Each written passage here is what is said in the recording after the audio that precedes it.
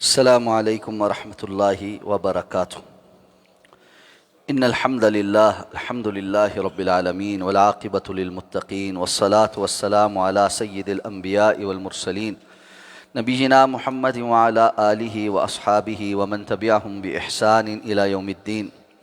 الحمد للہ الذی ہدانا لہذا وما کنا لنہتدی لولا ان ہدانا اللہ۔ رب اشرح لی صدری ویسر لی امری واحلل عقدۃ من لسانی یفقہوا قولی۔ اللہم انفعنا بما علمتنا وعلمنا ما ینفعنا وزدنا علما۔ اللہ تعالیٰ کے فضل و احسان سے سورہ النساء کی آیت نمبر 115 تک ہمارا سبق مکمل ہو چکا ہے۔ آیت نمبر 116 سے انشاءاللہ آج اپنے سبق کا آغاز کریں گے۔ اعوذ باللہ من الشیطان الرجیم، بسم اللہ الرحمن الرحیم۔ ان اللہ لا یغفر ان یشرک به ویغفر ما دون ذلک لمن یشاء۔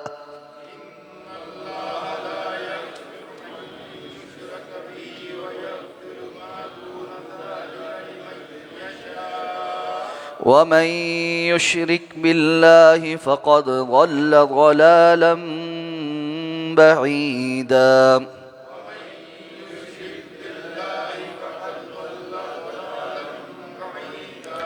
إن يدعون من دونه إلا إناثا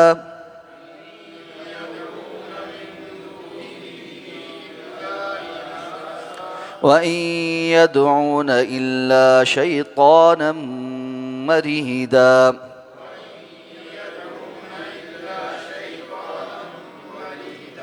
لعنه الله وقال لأتخذن من عبادك نصيبا مفروضا۔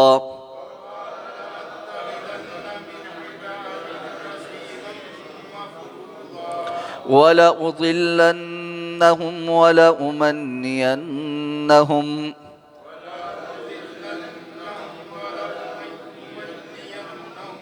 وَلَآمُرَنَّهُمْ فَلَيُبَتِّكُنَّ آذَانَ الْأَنْعَامِ وَلَآمُرَنَّهُمْ فَلَيُغَيِّرُنَّ خَلْقَ اللَّهِ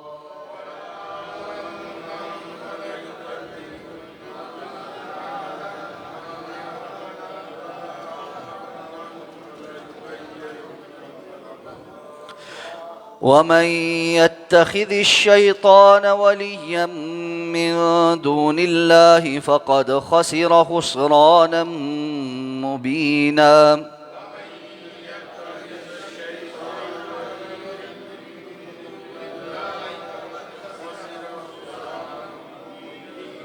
يعدهم ويمنيهم وما يعدهم الشيطان إلا غرورا۔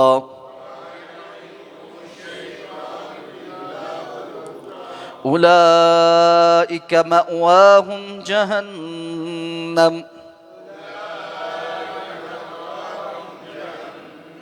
ولا يجدون عنها محيصا۔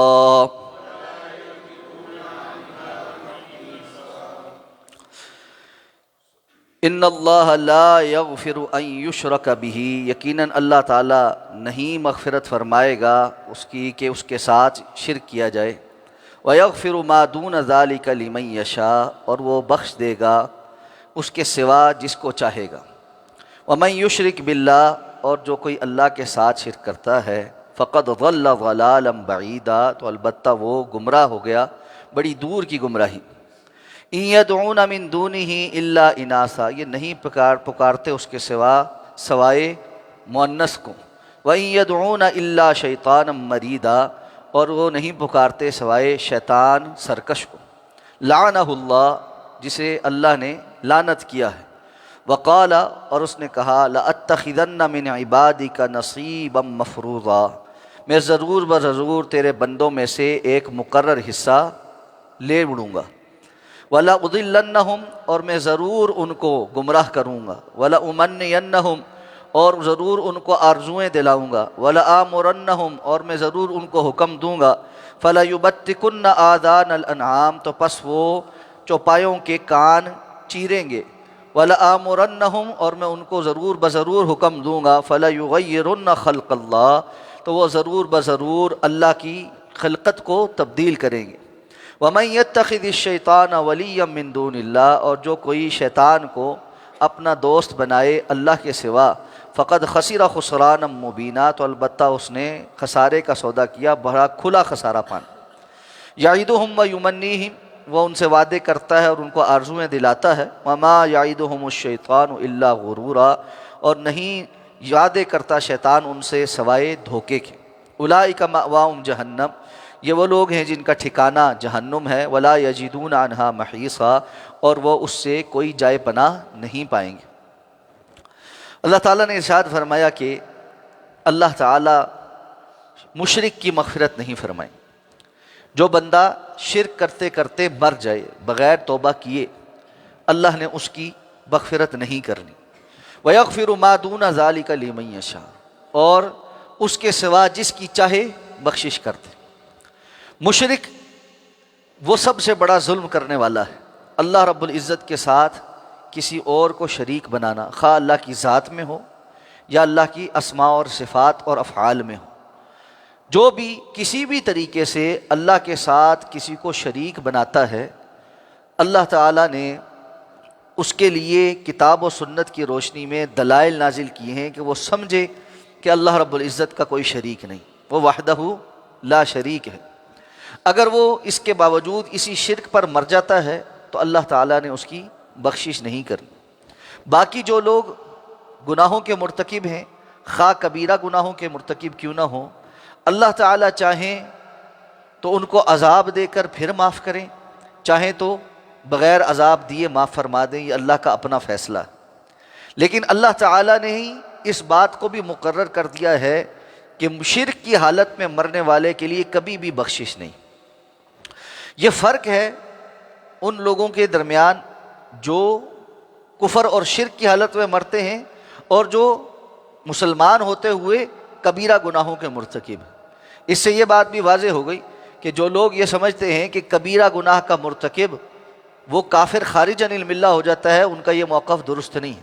کبیرہ گناہ کا مرتکب بہت بڑے گناہ کا مرتکب ہونے کے باوجود کافر خارج عن الملہ نہیں ہوتا، سوائے اس کے کہ وہ کفر بواح کا ارتکاب کرے جس کی وجہ سے اس پر کفر لازم آتا ہو، اور اس پر بھی پھر اس کی تکفیر کے کچھ اصول ہیں، اور یہ خالصتاً علماء کا کام ہے کہ وہ اس پر حجت تمام کرنے، دلائل سامنے رکھنے کے بعد اگر ضروری ہوگا تو اس پر متعین تکفیر کا فتویٰ لگائیں گے، وگرنہ اس کے عمل کو کفریہ قرار دیا جائے گا اور اس کا معاملہ اللہ پر سپرد کیا جائے گا۔ تو اللہ نے فرمایا کہ جو کوئی اللہ کے ساتھ شرک کرتا ہے وہ بڑی دور کی گمراہی میں، یعنی ایک ایسی گمراہی ہے جو انسان کو گمراہیوں میں دور دور لے جاتی ہے، اور پھر اس کا واپس پلٹ آنا بڑا مشکل ہو جاتا ہے۔ یہ بات سمجھ لینی چاہیے کہ توحید ہی سارے دین کی اساس اور بنیاد ہے، اصل ہے، اور اسی کی بنیاد پر فیصلے ہونے ہیں۔ فی زمانہ مسلمان کہلانے والے بہت سارے لوگ، بلکہ اکثریت، توحید سے چڑھنا شروع ہو گئی، اور آپ ان کے سامنے توحید بیان کریں تو وہ کہتے ہیں کہ یہ کیا ہے کہ آپ سارا وقت توحید کرتے رہتے، دین کے اندر اور بھی بہت کچھ ہے۔ توحید اساس اور بنیاد ہے۔ اگر کسی بندے کی توحید سیکھ نہیں تو باقی اس کے اخلاق، کردار، کسی چیز کا کوئی فائدہ نہیں، اور اگر کسی بندے کی توحید ٹھیک ہے تو اس کے اخلاق اور کردار کو بھی ٹھیک کر دے گی۔ اس لیے کہ جتنا کسی کو اللہ کی توحید کا، اللہ کی ذات کا تعارف ہوگا اور اللہ رب العزت کی عظمت کا احساس ہوگا، اتنا ہی وہ اللہ کا صحیح معنوں میں مطیع اور فرمانبردار اور خشیت رکھنے والا ہوگا۔ جب اس کو اللہ کا تعارف ہی صحیح نہیں تو اس نے اللہ کی خشیت کیسے اختیار کرنی؟ اور اگر کوئی اس نے خشیت اختیار بھی کی ہے تو وہ ملاوٹ والی ہوگی۔ اس لیے یہ بات سمجھ لے، اہل السنہ والجماعہ کا یہ شعار ہے کہ وہ اللہ کی توحید کو بیان کرتے ہیں اور اللہ کی توحید کے مطابق ہی لوگوں کے ساتھ تعامل کرتے ہیں۔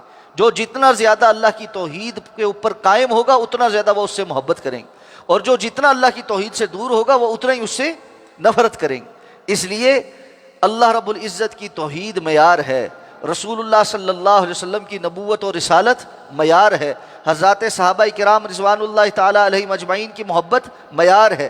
تو یہ کچھ بنیادی اصول اہل السنہ والجماعت جو ان معیاروں پر پورا اترتا ہے وہ ہمارے لیے قابل احترام ہے، جو اس معیار پہ پورا نہیں اترتا وہ ہمارے لیے قابل احترام نہیں۔ اور آپ دیکھیں گے فی زمانہ بہت ساری ایسی مذہبی جماعتیں بھی ہیں جو آپ کو یہ کہتی ہوئی نظر آئیں گی کہ رواداری اور محبت کا سلوک ہونا چاہیے، آپس میں برداشت ہونی چاہیے اور آپس میں تفرقہ بازی نہیں ہونی چاہیے۔ یہ اپنی جگہ یہ باتیں بہت اچھی، لیکن ان کی رواداری اور محبت کا سارا زور یہاں پر آ کر ٹوٹتا ہے کہ توحید نہ بیان کی جائے، توحید نہ بیان کی جائے، اور اللہ رب العزت کے ساتھ جو شرک کے مظاہر ہیں ان کا رد نہ کیا جائے، جبکہ یہ اتحاد اور اتفاق کا مرکز نہیں۔ اللہ تعالیٰ نے قرآن مجید میں اتحاد اور اتفاق کی جو صورتیں بیان کی ہیں اس میں تو یہود و نصارہ کے ساتھ بھی مل بیٹھ کر کوئی بات جس پر بات ہو سکتی ہے وہ کیا ہے؟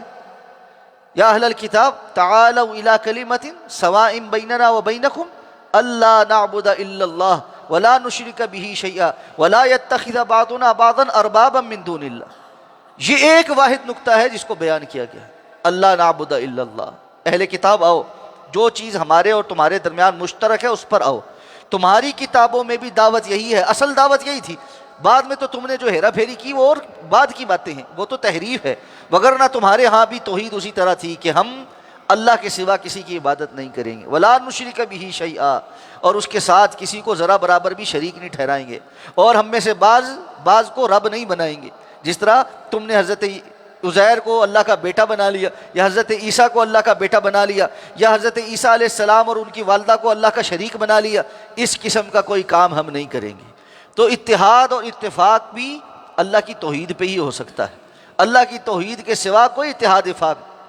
اور جو یہ سمجھتا ہے کہ توحید کو چھوڑ کر باقی کسی اور چیز پر اتحاد اور اتفاق ہو سکتا ہے تو یہ اس کی خام خیالی تو ہو سکتی ہے، وگرنہ اگر توحید کو چھوڑ کر اتحاد اور اتفاق ہو سکتا تو رسول اللہ صلی اللہ علیہ وسلم بالاولی وہ اتحاد اتفاق کر لیتے۔ آپ کو مشرکین مکہ کے ساتھ اتحاد اتفاق کرنے میں کیا مسئلہ تھا؟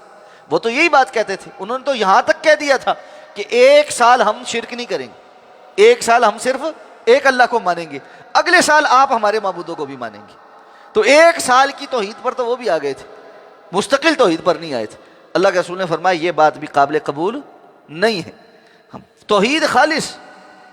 تو اس لیے یہ بات سمجھنا کہ ذرا برابر بھی شرک اللہ رب العزت کو روا نہیں ہے۔ اسی لیے رسول اللہ صلی اللہ علیہ وسلم نے فرمایا، حدیث قدسی اللہ تعالیٰ فرماتے ہیں، اے آدم کے بیٹے تو زمین اور آسمان کے خلا کو گناہوں سے پر کر کے میرے پاس آ، لیکن اس حال میں آ کہ تو نے میرے ساتھ کسی کو شریک نہ بنایا ہو، غفرت لک ولا ابالی، میں تیرے سارے معاف کر دوں گا اور مجھے کوئی پرواہ بھی نہیں ہوگی میں نے کتنے معاف کر دی، کہ اس نے شرک نہیں کی۔ تو مشرک نہ ہو بندہ، یہ اللہ رب العزت کے ہاں بہت بڑا کرائیٹیریا ہے۔ اب کسی کو اپنی ذہن کے مطابق کوئی کرائیٹیریا بنانا وہ بناتا رہے، اللہ رب العزت کو اس کے کرائیٹیریا سے کوئی لینا دینا نہیں۔ اللہ تعالیٰ نے جس بات کو پسند کیا ہے اللہ نے اسی کو پسند کیا، اللہ نے جس چیز کو ناپسند کیا ہے اس نے اسی چیز کو ناپسند کیا۔ اس لیے دنیا سونے کی بن کر آ جائے کہ جی اس کا اخلاق بڑا اچھا ہے، اس کا کردار بڑا اچھا ہے، یہ فلاں ہے، یہ بڑا لوگوں کے ساتھ بڑا اچھا ہے، مخلوق کے ساتھ بڑا اچھا ہے، مشرک ہے، تو اللہ رب العزت کے ہاں اس کا کوئی معیار نہیں۔ اور بندہ موحد ہے اور بعض چیزوں میں کمزور ہے، ہاں اس کو کوشش کرنی چاہیے کہ وہ توحید کی لاج رکھے، وہ باقی چیزوں میں بھی اللہ رب العزت کی اطاعت اور فرما برداری کرے، محمد الرسول اللہ صلی اللہ علیہ وسلم کی سیرت کو اپنائے، لیکن کہیں کمی کوتاہی رہ جائے تو بہرحال اس بندے کی توحید اللہ رب العزت کے ہاں بڑی قابل قدر ہے۔ یہی وجہ ہے کہ ہم دیکھتے ہیں حضرات صحابہ کرام رضوان اللہ تعالیٰ علیہم اجمعین، ان میں سے بعض سے بڑے بڑے گناہ بھی ہو گئے لیکن ان کی توحید پختہ تھی، توحید پختہ تھی۔ تو اللہ کے رسول صلی اللہ علیہ وسلم نے بعض صحابہ کے جو سخت جملے تھے ان پر ان کو تنبیہ کی کہ اس بندے کو اس کے گناہ پر ایسے نہ کہو، یہ اللہ اور اس کے رسول صلی اللہ علیہ وسلم سے واقعتاً محبت کرنے والا۔ تو اس لیے یہ جو انسان کے اندر ایمان ہے نا، اس کی پختگی اور اس کے اندر جو ہے نا کوئی لغزش نہ ہونا، یہ اصل ہے اس کے علاوہ کسی کمزور لمحے میں کسی خاص جگہ پر وہ شیطان کے بہکاوے میں آ کر کوئی غلطی کر بیٹھتا ہے، اور اللہ رب العزت نے ایسے بندے کی اس غلطی کو اس کو توبہ استغفار کے ساتھ معاف فرما دینا، یا اس کی عمومی نیکیوں کی وجہ سے اس کی جو چند غلطیاں ہیں ان کے اوپر انشاءاللہ العزیز وہ نیکیوں نے غالب آ جانا ہے۔ لیکن بہرحال بندے کو اپنی ان غلطیوں کے لیے کوئی لائسنس یا جوازیت نہیں تلاش کرتے رہنا چاہیے کہ جیسے ہم نے کر لیا ہے کہ ہم تو موحد ہیں، ہم کون سا جا کے قبروں پہ مانگتے ہیں، ہم کون سا جا کر چادریں چڑھاتے ہیں، ہم کون سا جا کے نذر نیازی دیتے ہیں، ہم کون سا غیر اللہ کو پکارتے ہیں، تو اس لیے بہت سارے کام اور ہم کرتے ہیں تو ہم مطمئن ہیں کہ ہم یہ غلط کام کرتے رہے۔ نہیں، جس طرح کسی بندے کو جب کوئی بہت منصب مل جائے یا کوئی بڑی دولت مل جائے تو اس کی حفاظت کی اور اس منصب کے تقاضے بڑھ جاتے ہیں، اسی طرح مواہد کے اوپر توحید کی سمجھ کے تقاضے بھی بڑھ جاتے ہیں۔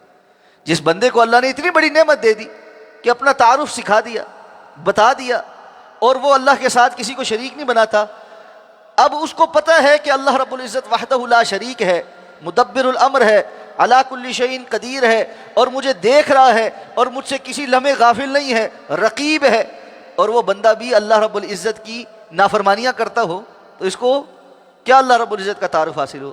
اس کا مطلب ہے کہیں نہ کہیں کوئی کمی رہ گئی اس کی توحید میں۔ تو موحد آدمی گناہ کے اوپر جری نہیں ہوتا، ہاں اس سے غلطی ہو جاتی، لیکن جیسے ہی غلطی ہوتی ہے ثم یتوبون من قریب، قرآن کہتا ہے وہ بڑے قریب سے ہی جلدی سے ہی توبہ کر لیتے، ایک دم احساس ہوتا ہے کہ غلطی ہو، پھر معافی مانگتا ہے، پھر معافی مانگتا ہے، اور یہ سلسلہ انسان کی زندگی پوری میں چلتا رہتا ہے کہ وہ اپنی کچھ مختلف غلطیوں کی، کوتاہیاں اور کمیوں کی معافی مانگتا ہی رہتا ہے۔ اب فرمایا یہ کون ہیں؟ یہ شرک کرنے والے اس کے سوا نہیں پکارتے مگر خواتین کو، مؤنث کو۔ یہ کون ہیں؟ مشرکین مکہ فرشتوں کو اللہ کی بیٹیاں سمجھتے تھے اور ان کو پکارتے تھے، یا مختلف جو بت تھے انہوں نے ان کی دیویاں بنایا ہوا تھا، جیسے لات، منات، عزا، یہ ساری کے ساری مؤنث تھی۔ اسی طرح ہم دیکھتے ہیں کہ ہندوؤں میں بھی بہت ساری دیویاں ہیں، تو انہوں نے اپنے دیوتاؤں کو عورتوں کی جو ہے نا وہ صنف دی ہوئی ہے، اور اللہ فرماتے ہیں کہ یہ اللہ کی طرف منسوب کرتے ہیں، تو فرمایا وَإِن يَدْعُونَ إِلَّا شَيْطَانًا مَرِيدًا، اصل کیا ہے؟ یہ نہیں پکارتے سوائے شیطان مردود کے، کہ وہ شیطان جس کو اللہ نے داندر درگاہ کر دیا ہے، جو لعنہ اللہ، اللہ کی طرف سے لعنت کر دیا گیا ہے، اور اس نے جب وہ لعنت کیا گیا اور اللہ رب العزت کی طرف سے دھتکار دیا گیا تو کیا کہا؟ میں ضرور بضرور تیرے بندوں میں سے ایک مقرر حصہ لے اڑوں گا کہ وہ تیری عبادت نہیں کریں گے، وہ گمراہ ہو جائیں گے، اور میں کیسے گمراہ کروں گا؟ وَلَأُضِلَّنَّهُمْ، میں ان کو گمراہیاں کے اندر لے جاؤں گا، کیسے؟ وَلَأُمَنِّيَنَّهُمْ، میں ان کو ضرور بضرور آرزوئیں دلاؤں گا۔ آرزوئیں کیا ہے؟ مختلف قسم کی خواہش پرستی پر، دنیا کے اندر نئی نئی باتیں انسان کو سجھانا اور اس کو یہ بات سمجھانا کہ تم یہ دنیا کے اندر آئے ہو تو یہ زندگی ایک ہی مرتبہ ملی ہے اور یہ نیچرل پروسیس ہے، اور تم نے جب مر جانا ہے تو مٹی میں مل جانا ہے، بس یہی زندگی ہے، یہیں پر کھانا پینا عیاشی کرنا اور اس کے اندر زیادہ سے زیادہ جمع کرنا، اپنی خواہشات کی زیادہ سے زیادہ جو ہے وہ تکمیل کرنا، یہی تمہارا موٹیو ہے، اور دنیا کے اندر اخلاق اور کردار اس نام کی کوئی چیز نہیں ہوتی۔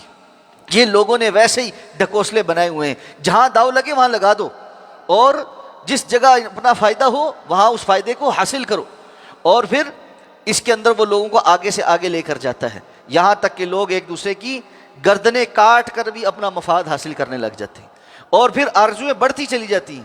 انسان کے پاس ایک گھر آتا ہے وہ کہتا ہے میں دوسرا بنا لوں، ایک کوٹھی آتی ہے دوسری بنا لوں، ایک فیکٹری آتی ہے دوسری بنا لوں، ایک پلازا آتا ہے دوسرا بنا لوں۔ رسول اللہ صلی اللہ علیہ وسلم نے کیا فرمایا؟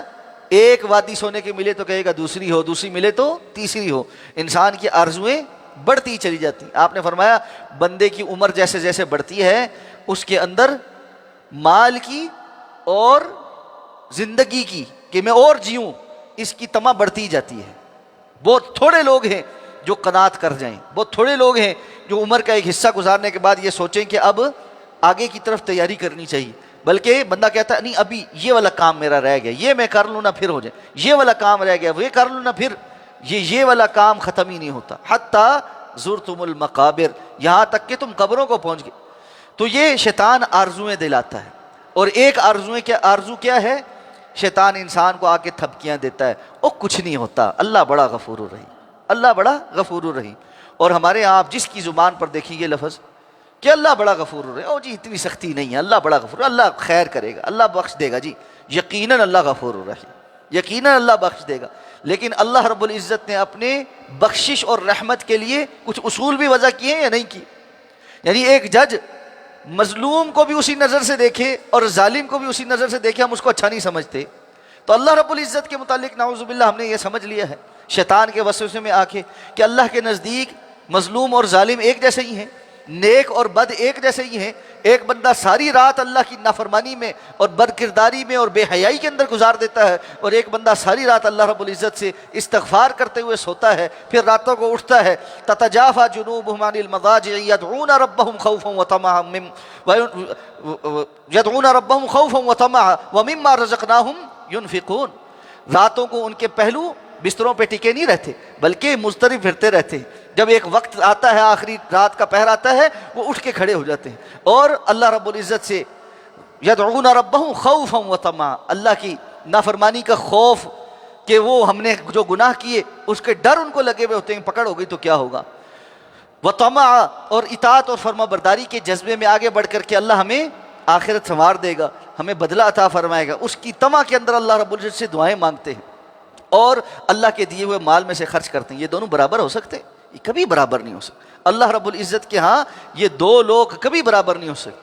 ایک نوجوان ہے، پورا دن مستیوں کے اندر گزارتا ہے، حرام کاریوں کے اندر گزارتا ہے، اور مختلف قسم کے اس نے حرام ریلیشن شپس بھی پالے ہوئے ہیں، اور کبھی موبائل کھولتا ہے تو حرام چیزیں دیکھتا ہے، فون کرتا ہے تو حرام باتیں سنتا ہے، اور سگریٹیں اور پتہ مختلف قسم کے نشے ہیں، نماز ایک نہیں پڑھ رہا، پاکیزگی طہارت کا اس کو کوئی پتہ نہیں ہے۔ اور دوسرا نوجوان ہے، ان تمام صلاحیتوں کے، ان تمام کرتوتوں کے کرنے کی اس کے پاس بھی ساری صلاحیتیں ہیں، اس کے پاس بھی آزادی ہے، لیکن اس کے باوجود وہ اپنے آپ کو شتر بے مہار نہیں رکھے ہوئے، 5 وقت کی نماز مسجد میں آ کے پڑھ رہا ہے اور اپنی نظروں کی حفاظت کر رہا ہے، تنہائیوں میں بیٹھ کر بھی موبائل پہ غلط چیزیں نہیں دیکھتا، سگریٹ تک کو ہاتھ نہیں لگاتا، اللہ کی حدود اور قیود کو کی پابندی کرتا ہے۔ اس سے بڑا ولی اللہ کون ہے؟ یہی اللہ کا ولی، یہی اللہ کا دوست ہے۔ اس لیے ایسے دو لوگوں کے درمیان اللہ رب العزت برابری کیسے کر سکتے؟ یہ انسان کی جو آرزویں ہیں، نہیں اللہ بڑا غفور الرحیم ہے، جی کچھ نہیں ہوتا، کچھ نہیں ہوتا، یہ شیطانی وسوسے۔ وَلَا أُمَنِّيَنَّهُمْ وَلَا آمُرَنَّهُمْ فَلَا يُبَتِّكُنَّ آذَانَ الْأَنْعَامِ، میں ان کو حکم دوں گا۔ یعنی انسان جب آرزوؤں میں آگے چلتا ہے تو شیطان خود کہہ رہا ہے کہ میں ان کو حکم دوں گا، گویا وہ میرے حکم کے پابند ہو جائیں گے، وہ مجھے اپنا بڑا مان لیں گے، وہ مجھے اپنا سردار مان لیں گے، تو میں حکم دوں گا نا، تبھی تو وہ حکم دے رہا ہے۔ حکم کا جو صیغہ ہے وہ استعمال کر رہا ہے، اس کا مطلب ہے کہ وہ آقا ہے اور باقی غلام ہیں۔ تو وہ کیا کریں گے؟ چوپایوں کے کان چیریں گے۔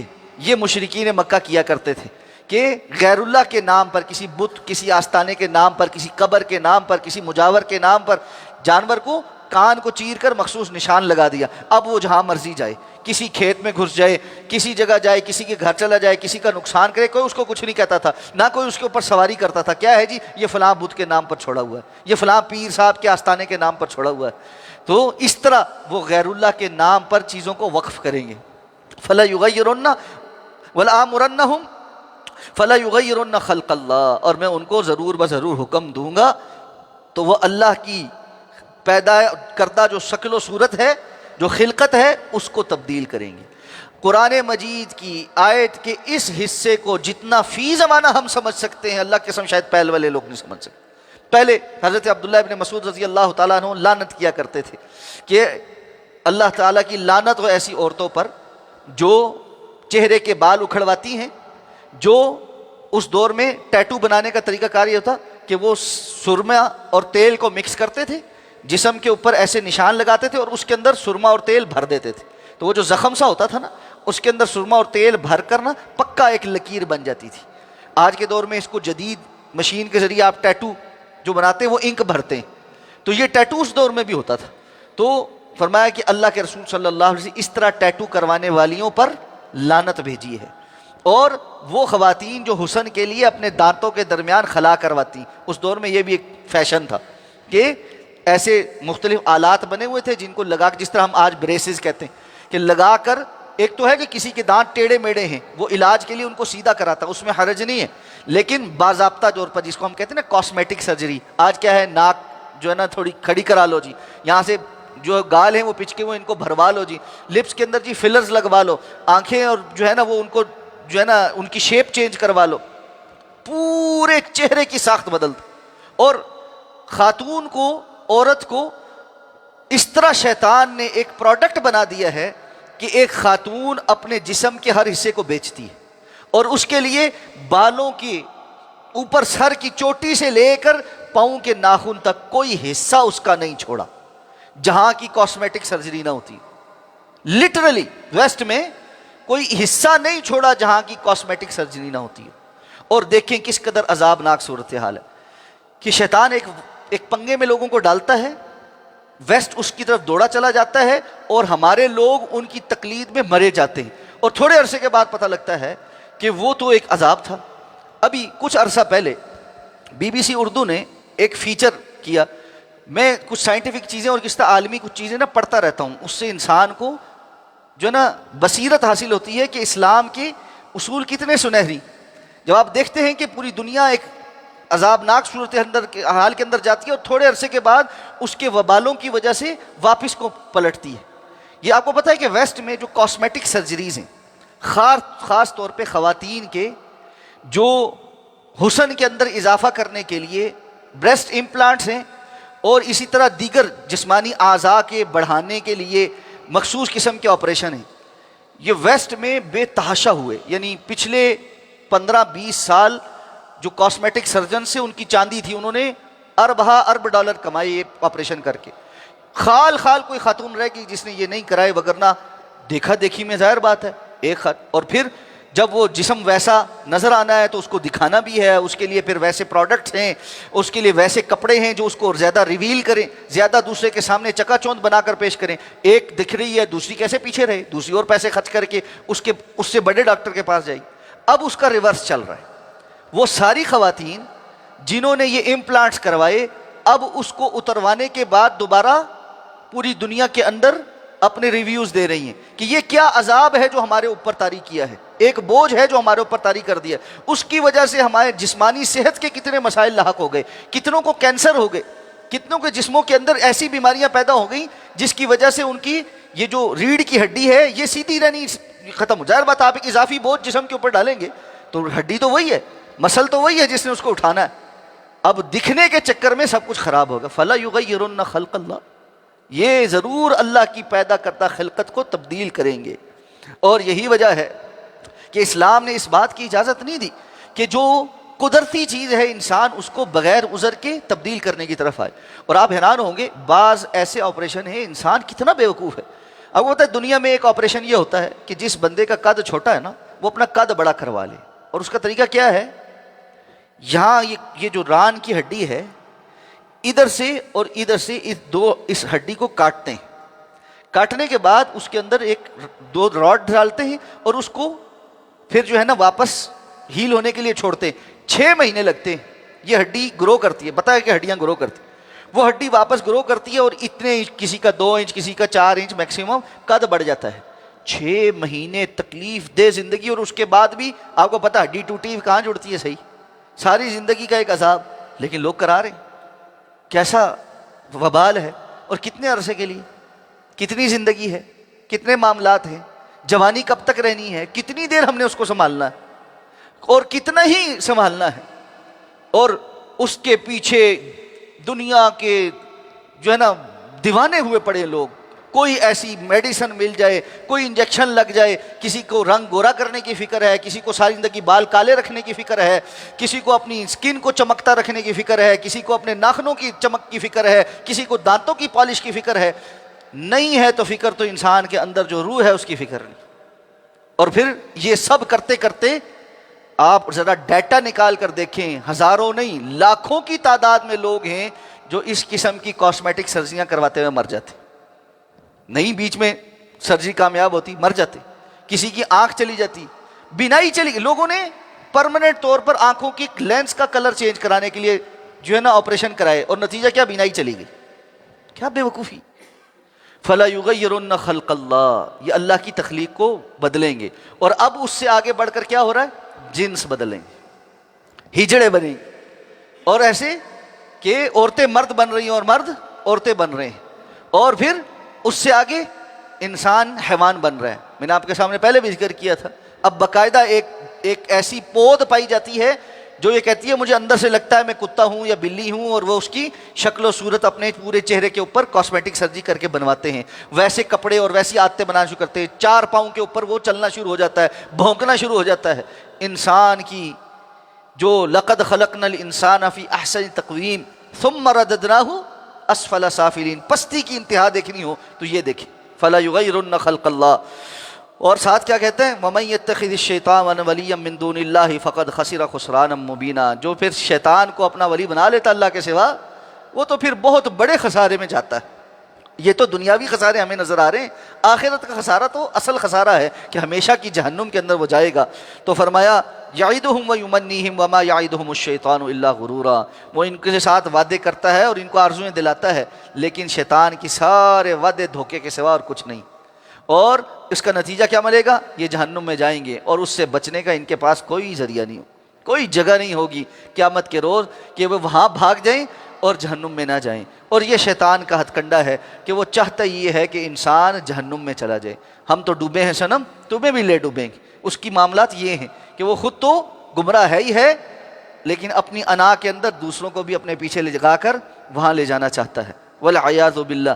اس لیے انسان کو دنیا کے اندر ان دوڑوں سے اپنے آپ کو پیچھے رکھنا چاہیے. اور یہ بات یاد رکھیں، جتنا انسان یہ جو دنیا کی چکا چوند کی دوڑ ہے نا، اس سے اپنے آپ کو بچاتا ہے، اتنا ہی سہولت میں رہتا ہے. جو جتنا اس دوڑ میں لگے گا اس کے لیے اتنی ہی مشکل ہو جائے گی. اور پھر تھوڑے عرصے کے بعد وہ ایک اور دوڑ میں ہوگا، اس کے عرصے کے بعد وہ ایک اور دوڑ میں ہوگا، اور کرتے کرتے بندہ وہاں پہنچتا ہے جہاں اس کو اپنی سمجھ نہیں لگتی. اس لیے بہت ضرورت ہے کہ بندہ اپنے آپ کو حدود اور قیود کا پابند بنائے.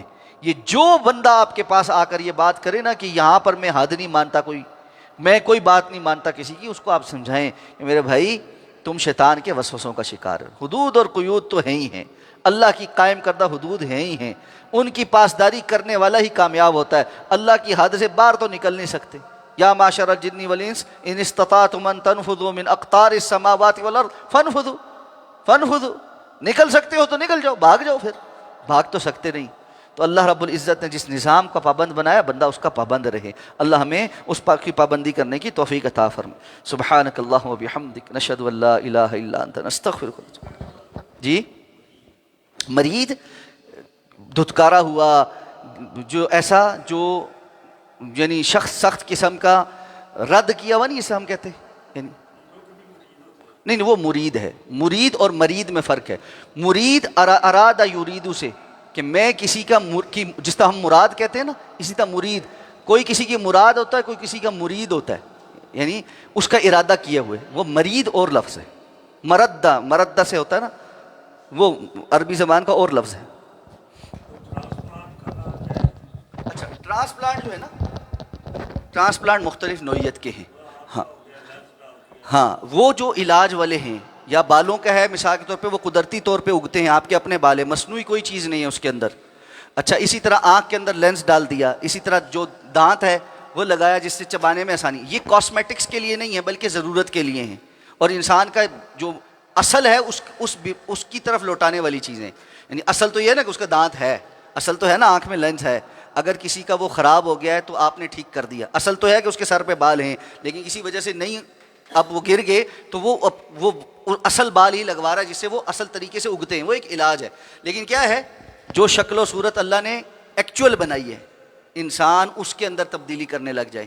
ناک مجھے نہیں پسند جی، مجھے اپنے ہونٹ نہیں پسند، میں اس کو موٹا کرنا ہے، میں نے اپنے چیک جو ہے نا وہ موٹے کرنے ہیں، میں نے اپنے جو ہے نا جو چہرے کی جو اپ لفٹنگ ہے وہ ساری کرانی ہے. وہ جس طرح کے جو کچھ آج کل ہوتا ہے کاسمیٹکس. اس میں ایک بڑا، میں آپ کو ایک بات سنا تو اس سے آپ کو بڑا مزہ آئے گا. میں جب اسلامک بینکنگ پڑھ رہا تھا تو ہماری اس کورس کا ایک ضروری حصہ یہ تھا کہ کسی بھی اسلامک بینک میں جا کے 2 مہینے تک انٹرنشپ کرنی ہے تاکہ آپ کو فیلڈ کا تجربہ ہو. تو میں عسکری اسلامک میں اپنے ٹیچر جو ہیں ہمارے جو استاد تھے ان کے ساتھ ان کے شریعہ ڈپارٹمنٹ میں نا ان کے سارے کانٹریکٹس کو دیکھتا تھا کہ شرن ٹھیک ہے یا نہیں ہے اور کیا اس میں قباحت ہے. تو اسی پلازے میں ہمارے نچلے والے فلور پر ایک اسی طرح نا ڈاکٹر تھیں جو ڈرماٹولوجسٹ بھی تھیں اور کاسمیٹک سرجری بھی کرتی تھیں. تو انہوں نے نا ہمارے بینک سے اپلائی کیا کہ مجھے ایک مشین خریدنی ہے، جو مشین جو ہے وہ مختلف قسم کے جو جلد کے امراض ہیں اس کے علاج کے لیے استعمال ہوتی ہے. تو جب وہ شریعہ ڈپارٹمنٹ کے پاس مسئلہ آیا کہ آیا ہم اس کو خرید کر بیچ سکتے ہیں یا نہیں بیچ سکتے، تو وہاں یہ مسئلہ شروع ہوگا کہ کاسمیٹک سرجری جائز نہیں ہے، اس لیے ایسی کوئی مشین ہم نہیں بیچ سکتے جو کاسمیٹک سرجری کے لیے استعمال ہوتی ہے. تو ہم نے ان کو لکھ کر بھیج دیا کہ یہ کاسمیٹک سرجری کے لیے جو بھی مشین استعمال ہوتی ہے وہ ہم آپ کو فائنانس نہیں کر سکتے. تو ان کی طرف سے نا دوبارہ ایک لیٹر آیا، اس کے ساتھ انہوں نے پورا بروشر بھیجا اس مشین کا، لمبی چوڑی چیز تھی.